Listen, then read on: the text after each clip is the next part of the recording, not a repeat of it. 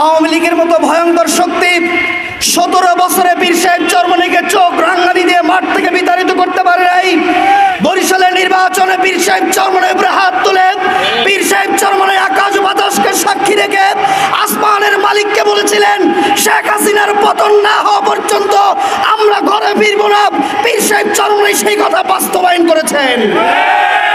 আজ যারা নয়া ফেসিবাদের বৃত্ত তৈরি করেছেন, পীর সাহেব চরমনাইকে নেশাখোর বলছেন, লাভে আছে লসে নাই পীর সাহেব চরমনাই নিয়ে স্লোগান দিচ্ছেন, আগামী দিনে বাংলার জনগণ আপনাদের যেখানে পাবে সেখানেই শায়েস্তা করবে।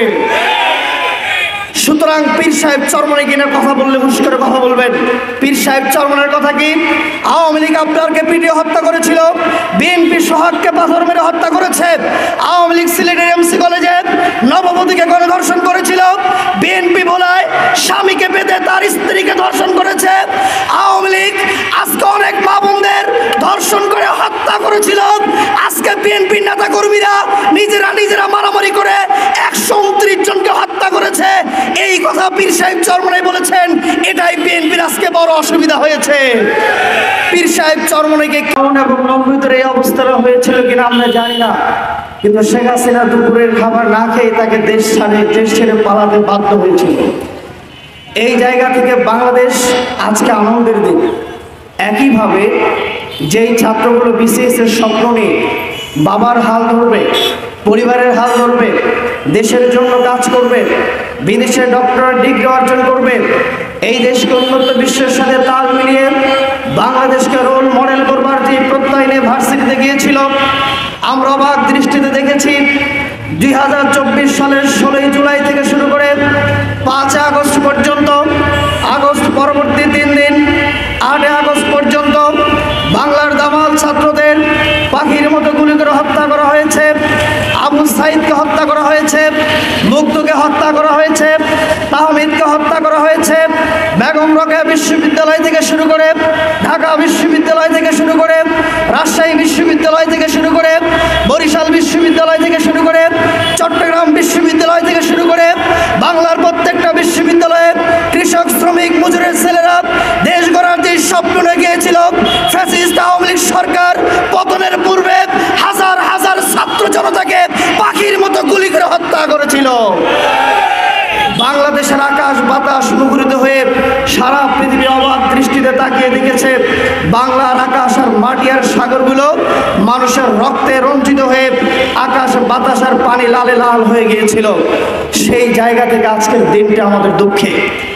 আরেকটি দুঃখজনক ব্যাপার হলো, যাদের রক্তের উপরে দাঁড়িয়ে বর্তমান সরকার ক্ষমতায় রয়েছে, যে সকল ছাত্ররা সমন্বয় দাবি করে নতুন দল গঠন করে বাংলাদেশে আগামী দেশ গঠন করতে চায়, সেই সমস্ত আহত যোদ্ধারা আজও পা হারিয়ে বঙ্গ হাসপাতালে, কেউ বা ঢাকা মেডিকেলে, কেউ বা কর্মীটোলায়, ঢাকার বিভিন্ন হাসপাতালে মৃত্যুসজ্জায় পাঞ্জা লড়ছে। তার একটি চোখ যদি বিদেশে চিকিৎসা করা হতো, চোখটি ভালো হয়ে যেত। পাটা যদি আজকে বিদেশে চিকিৎসা করা হতো, পাটা ভালো হয়ে যেত। হাতটা যদি বিদেশে চিকিৎসা করা হতো, হাতটা ভালো হয়ে যেত। আমরা আশ্চর্য হয়ে দেখলাম নতুন সেই সংগঠনের নেতাকর্মীরা কোটি কোটি টাকা কেউ বা চুরি করলেন, আবার যারা উপদেষ্টা হয়েছে তাদের পিএসরা মাত্র 10 মাসে 150 কোটি টাকা চুরি করলো। এছাড়া সরকারের বিভিন্ন সেক্টরের সচিবরা, কর্মকর্তারা কোটি কোটি টাকা চুরি করেছে গত 10 মাসেই। অথচ মাত্র 10 লাখ, 20 লাখ, 30 লক্ষ টাকা খরচ করলে একটা ছাত্রের হাত ভালো হয়ে যেত, একটা ছাত্রের পা ভালো হয়ে যেত, একটা ছাত্রের চোখ ভালো হয়ে যেত। আমরা অবাক দৃষ্টিতে দেখছি কার ইশারায় এই ছাত্রদের চিকিৎসা করা হচ্ছে না। বর্তমান সরকারকে জবাবদিহি করতে হবে। প্রিয় ভাইরা আমার, পীর সাহেব চরমনাই তিনি বলেছিলেন, একমাত্র আমরাই, শুধুমাত্র আমরাই 18 জুলাই থেকে শুরু করে দলীয় ব্যানারে আমরা মিছিল করে পুরো বাংলাদেশের ছাত্রদের পক্ষে দাঁড়িয়েছিলাম। আজ যদি শেখ হাসিনার পতন না হতো, এই 2000 খুনের মামলা ফাঁসির কাস্টে ঝুলিয়ে সবার আগে পীর সাহেব চরমনাইকে ঝুলানো হতো। পীর সাহেব চরমনাই সেই তোয়াক্কা করেননি। ন্যায্য দাবির পক্ষে দেশব্যাপী তিনি মিছিল ঘোষণা করে ছাত্রদের পক্ষে অখণ্ড সমর্থন দিয়েছিলেন। একমাত্র রাজনৈতিক ব্যানারে জুলাই অভ্যুত্থানের অনলি ওয়ান স্টেক হোল্ডার হচ্ছে পীর সাহেব চরমনাই। যারা বলেছিলেন ছাত্রদের সাথে কোনো সম্পর্ক নাই, সে সকল দল আজ পীর সাহেব চরমনাইকে নিয়ে অবজ্ঞা করছে। তারা পীর সাহেব চরমনাইকে অশ্রাব্য শব্দ বলছে। পীর সাহেব চরমনাইকে তাদের এত বড় আস্পর্ধা হয়েছে, তারা বলছেন পীর সাহেব চরমনাইকে যেখানে পাওয়া যাবে সেখানে নাকি তারা শায়েস্তা করবে। আমরা বলতে চাই, পীর সাহেব চরমনাইকে আপনারা এখনো চিনেন নাই। আওয়ামী লীগের মতো ভয়ঙ্কর শক্তি 17 বছরে পীর সাহেব চরমনাইকে চোখ রাঙ্গানি দিয়ে মাঠ থেকে বিতাড়িত করতে পারে নাই। বরিশালের নির্বাচনে পীর সাহেব চরমনাই উপরে হাত তুলে পীর সাহেব চরমনাই আকাশ বাতাসকে সাক্ষী রেখে আসমানের মালিককে বলেছিলেন, শেখ হাসিনার পতন না হওয়া পর্যন্ত আমরা ঘরে ফিরব না। পীর সাহেব চরমনাই সেই কথা বাস্তবায়ন করেছেন। আজ যারা নয়া ফেসিবাদের বৃত্ত তৈরি করেছেন, পীর সাহেব চরমনাইকে নেশাখোর বলছেন, লাভে আছে লসে নাই পীর সাহেব চরমনাই নিয়ে স্লোগান দিচ্ছেন, আগামী দিনে বাংলার জনগণ আপনাদের যেখানে পাবে সেখানেই শায়েস্তা করবে। সুতরাং পীর সাহেব চরমনাই কিনে কথা বললে হুশ করে কথা বলবেন। পীর সাহেব চরমনাইয়ের কথা কি? আওয়ামী লীগ আপনারকে পিটিয়ে হত্যা করেছিল, বিএনপি সোহাগকে পাথর মেরে হত্যা করেছে, আওয়ামী লীগ সিলেটের এমসি কলেজে নববধূকে গণধর্ষণ করেছিল, বিএনপি বলায় স্বামীকে বেঁধে তার স্ত্রীকে ধর্ষণ করেছে, আওয়ামী লীগ আজকে অনেক মা বোনদের ধর্ষণ করে হত্যা করেছিল। আজকে বিএনপি নেতা কর্মীরা নিজেরা মারামারি করে 129 জনকে হত্যা করেছে। এই কথা পীর সাহেব চরমনাই বলেছেন, এটাই বিএনপির আজকে বড় অসুবিধা হয়েছে। পীর সাহেব চরমনাইকে কিছু বলে আটকানো যাবে না, কারণ তিনি অন্যায় কোনো কথা বলেন না, অন্যায়ের সাথে কম্প্রোমাইজ করেন না।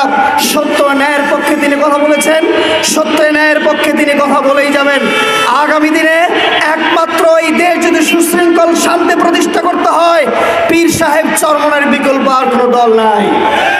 কয়েকদিন আগে এখন টিভি এবং 26 নিউজ নামে একটা নিউজ একটি জরিপ তৈরি করেছে।